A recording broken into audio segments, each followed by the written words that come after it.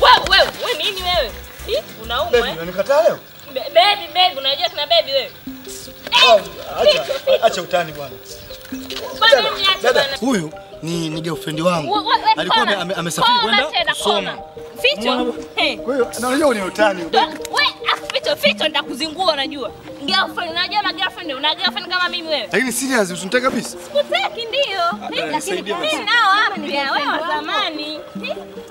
Mbona anakukataa bro vipi? Anaumwa huyu. Ficho.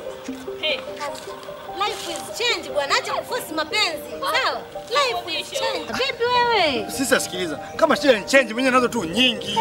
Na sio change tu ni note mimi nazo kibao. Mimi ninazo. Ona sasa mimi ndo nakuja Ficho, boyfriend wangu huyu. Unaumwa kweli wewe. Wewe? Kipambana na hapo kijijini, mimi nishakuwa mjini babu wewe vipi? Sasa nyinyi mnasema maisha ni change. Change mimi nazo za kutosha kabisa hadi kwenye kibubu zingine zimejaa. Maisha yanabadilika bro. Usiforce mapenzi, wakati wako ushapita. Huu ni wakati wa wengine. Vipi wewe bro? Ila change ninazo, tena nazo nyingi. Nitakuja na noti.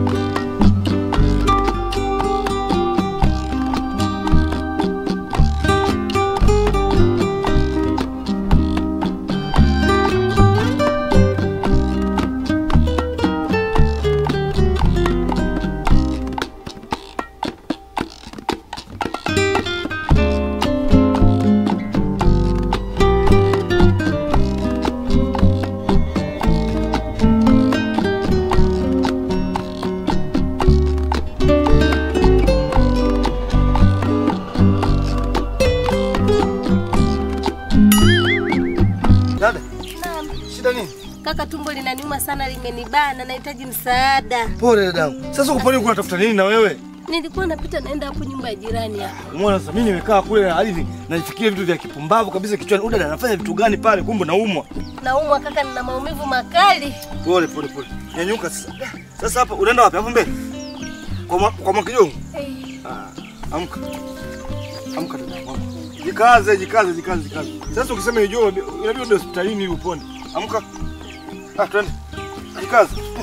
Mwenyewe mzito wewe. Umebanda sasa. Banda. Pole sana. Ndio kufa polini huko dadangu. Pole. Pole.